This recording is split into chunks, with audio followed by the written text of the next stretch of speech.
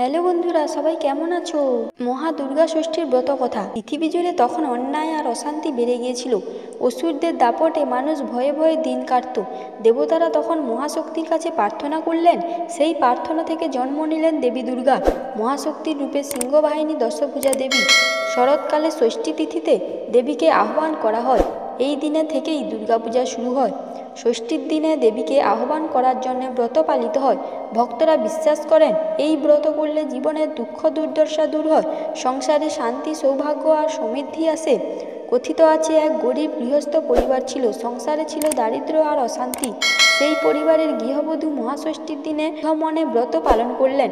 তিনি দেবীর কাছে শুধু একটাই প্রার্থনা করলেন, হে মা, আমাদের দুঃখ দূর করো, সংসারে সুখ দাও।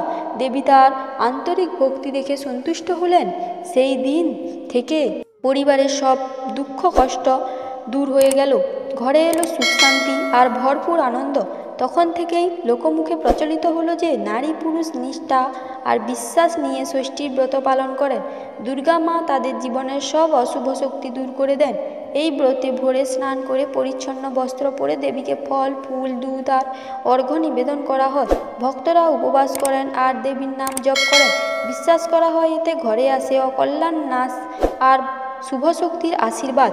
তাই আজও মহাষষ্ঠীর ব্রত শুধু নিয়ম নয়, এটা হলো ভক্তির প্রতীক, দেবীর কাছে আন্তরিক প্রার্থনা।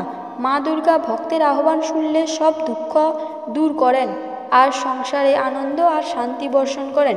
ভালো লাগলে আমার অমৃতবাণী অফিসিয়াল চ্যানেলটিকে অবশ্যই লাইক করে সাবস্ক্রাইব করে পাশে থাকুন এবং বন্ধুদের মধ্যে শেয়ার করে দিন, যাতে তারাও জানতে পারে। এবার লিখে যান, জয় মা দুর্গা।